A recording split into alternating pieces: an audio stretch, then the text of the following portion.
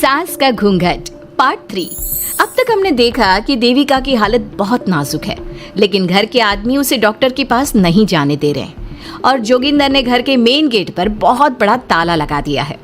लेकिन देविका की सास विमला पहली बार घूंघट उठाकर समाज के बनाए नियम का उल्लंघन करती है और देविका की जान बचाने की कोशिश में जुट जाती है।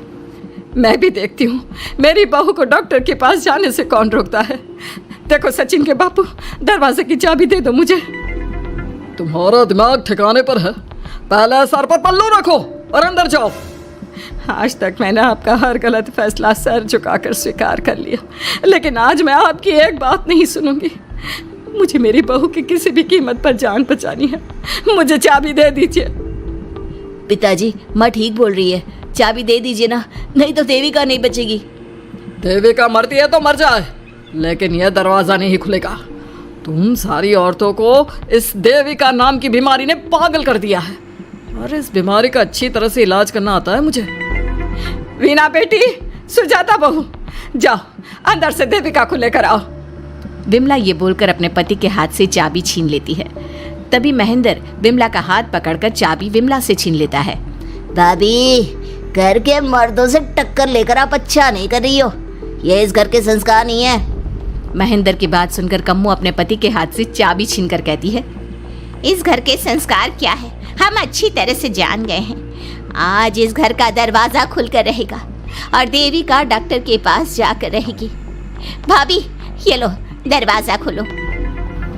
विमला ताला खोल देती है। तभी वीना और सुजाता देविका को लेकर आ जाती हैं। घर की सारी औरतें देविका को लेकर घर से जा रही होती है कि तभी सुजाता का पति मोहन उससे कहता है, सुजाता, तुम देविका को लेकर इस घर से निकल तो रही हो, लेकिन याद रखना, अगर तुमने एक कदम भी बाहर निकाला तो वापस इस घर में मत आना। मैं देविका के साथ अस्पताल भी जाऊंगी और वापस इस घर में भी आऊंगी। देखती हूँ कौन रोकता है मुझे। देखता हूँ कैसे इस घर के अंदर कदम रखती हो और कौन तुम्हारी मदद करता है। कानून मेरी मदद करेगा और कारट के दरवाजे हर नागरिक के लिए खुले हैं।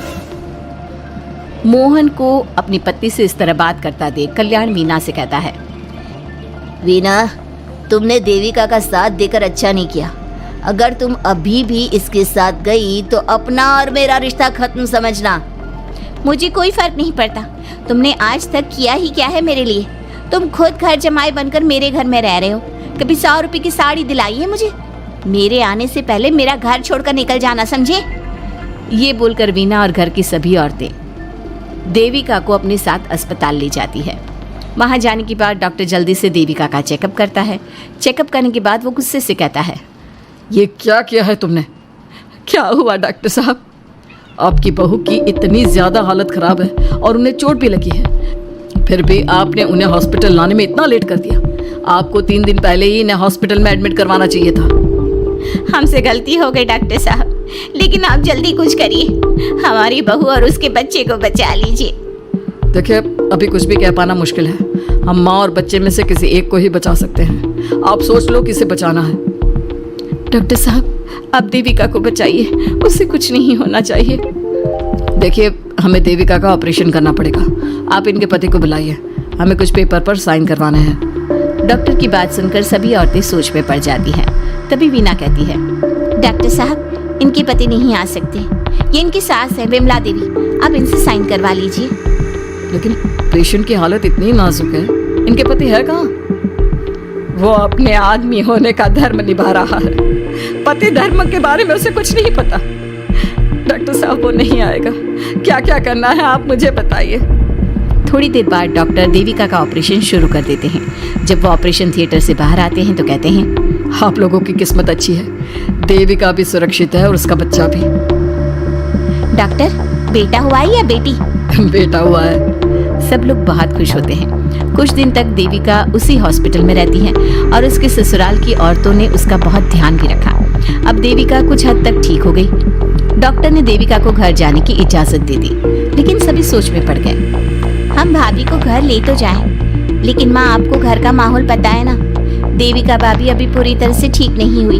भाभी वहाँ आराम नहीं कर पाएंगी और पता नहीं घर के सारे आदमी हमारे साथ क्या करेंगे। माँ, क्या हम डॉक्टर से बात करके देविका को थोड़े दिन और यहाँ नहीं रख सकते? जब वो पूरी तरह से ठीक हो जाएगी तो उसे यहाँ से ले जाएंगे।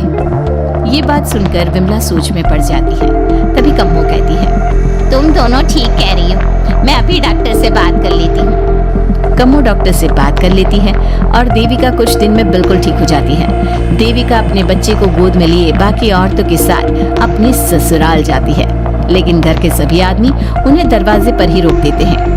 खबरदार, तुम में से कोई भी औरत अगर घर के भीतर घुसे, अगर तुम घर में कदम रखोगी तो घर अपवित्र हो जाएगा। घर हमारे कदम रखने से अपवित्र नहीं होगा, बल्कि आपकी गंदी सोच की वजह से घर क्या, अरे पूरा समाज अपवित्र हो रहा है।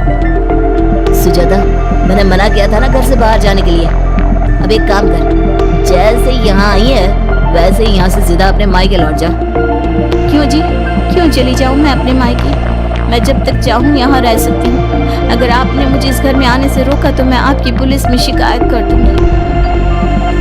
वीना, इन सब की तरह तुम्हारा भी दिमाग खराब हो गया है। अब मैं तुम्हें बिल्कुल बर्दाश्त नहीं करूंगा। तुम्हें ऐसी सजा दूंगा कि तुम याद रखोगी। सजा बाद में देना, पहले मेरे घर से बाहर निकलो। खुद पूरी जिंदगी में एक घर नहीं खरीद पाए और मुझे सबक सिखाने की बात बोल रहे हो। देखो वीना, तुम इस घर की बेटी जरूर हो, लेकिन कल्याण इस घर में ही रहेगा। उसने बहुत कुछ किया है इस घर के लिए, लेकिन तुम अब यहाँ नहीं रह सकती। क्यों नहीं रह सकती? इस घर पर मेरा उतना ही हक है जितना सचिन का। देश के कानून ने मुझे ये हक दिया है। अगर मैं चाहूँ तो कोर्ट का सहारा लेकर इस जायदाद का आधा हिस्सा ले सकती हूँ। और हाँ कल्याण, तुमसे तलाक भी ले सकती हूँ। वीना, देविका के साथ रह रहकर तुम्हारा दिमाग भी खराब हो गया है। और कम्मो, मैंने तुमसे कितना मना किया, घर से बाहर मत जाओ, देविका की मदद मत करो, लेकिन तुमने मेरी एक नहीं सुनी। अब तुम इस घर से और मेरी जिंदगी से चली जाओ। ये कदम उठाकर तुमने बिल्कुल अच्छा नहीं किया। ये कदम तो मुझे उस समय उठाना चाहिए था जब मैं माँ बनने वाली थी।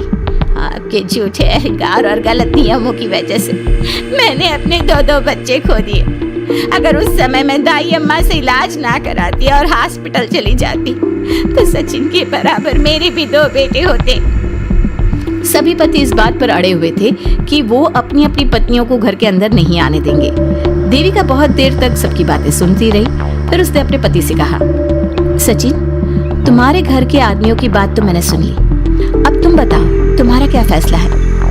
देविका, मुझे माफ कर दो, मैं तुम्हारे लिए कुछ नहीं कर सकता। मैं मजबूर हूँ। मुझे पता था सचिन, तुम्हारा यही जवाब होगा। मुझे अपने आप पर हैरानी है कि मैंने बिना रीढ़ की हड्डी वाले आदमी से प्यार ही क्यों किया, शादी क्यों की। अब मैं आप सबसे बस आखिरी बार पूछ रही हूँ, तुम हमें अंदर आने दे रहे हो या नहीं, या मैं पुलिस को फोन करूँ? देविका, आज तक हमारे गांव में पुलिस ने कभी कदम नहीं रखा और तू हमारे घर के दरवाजे पर पुलिस को लेकर आएगी? मेरी हिम्मत कैसे हुई ये बात करने की? आज तक इन औरतों ने घर से बाहर कदम नहीं निकाला था और 2-4 दिन में तूने इन सबको इनके अधिकार भी याद करा दिए। अब तो तुम बिल्कुल इस घर में नहीं आ सकते। घर की औरतें घर के बाहर खड़ी थी और घर के आदमी घर के दरवाजे पर। उनकी लड़ाई देखकर पूरा गांव इकट्ठा हो गया। देविका को अस्पताल पहुंचाकर घर की औरतों ने काम तो अच्छा किया। इस काम से देविका और उसके बच्चे की जान भी बच गई, लेकिन इनकी जान बचाने की कीमत घर की औरतों को कैसे चुकानी होगी, इसके लिए आपको आने वाला एपिसोड देखना होगा।